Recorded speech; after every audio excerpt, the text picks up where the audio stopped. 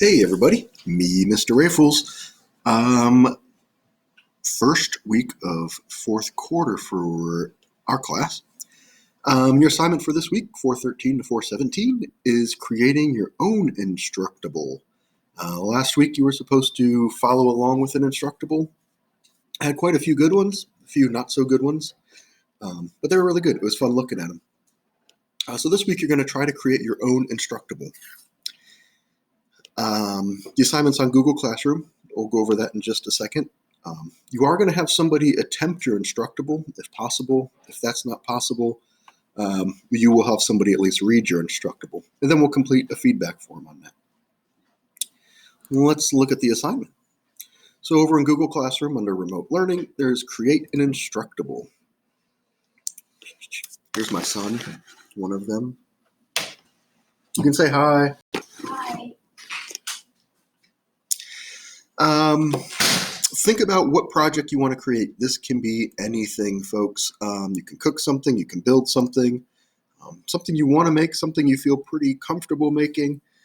If you're like sewing or knitting, you can do a video on how to make a video, how to edit a video, how to make a cartoon, how to write a paper, how to solve certain math problems. If you like Minecraft, if you are into fashion and you want to design something in fashion, I'm pretty fashionable myself.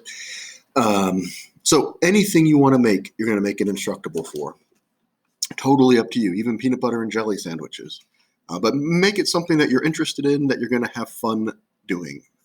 I'd like you to spend some time on this, making it good.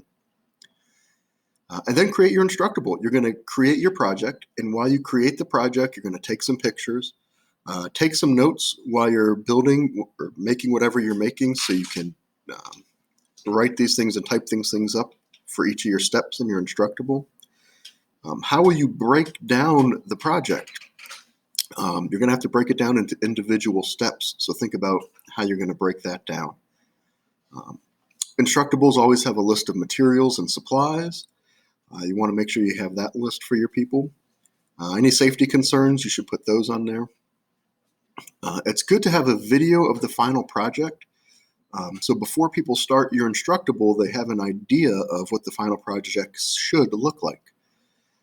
This is not showing how to make it. This is just showing what the end product should look like. It can only be 20 to 30 seconds if you'd like. But again, it should not explain how to make it. And you do not need to actually upload this to the Instructable website. If you want to, you're welcome to, but you don't have to do that at all. When you're finished with your Instructable, you're going to have someone attempt it. If you can't find anybody to attempt it, I understand. Here's my daughter. Say hi. Hi. If you can't have anybody actually attempt the Instructable, have someone at least read it, and then you're going to get feedback from this person using the feedback form. When you're all said and done, you're going to upload your Instructable. It should have the pictures, it should have all the steps, materials, supplies. This can be a Word doc or a Google doc, it can be a PDF, PowerPoint, Google slide. Yeah, it's a little pufferfish. Funny looking pufferfish. If there's some other way you want to send me your Instructable, just let me know. It shouldn't be a problem.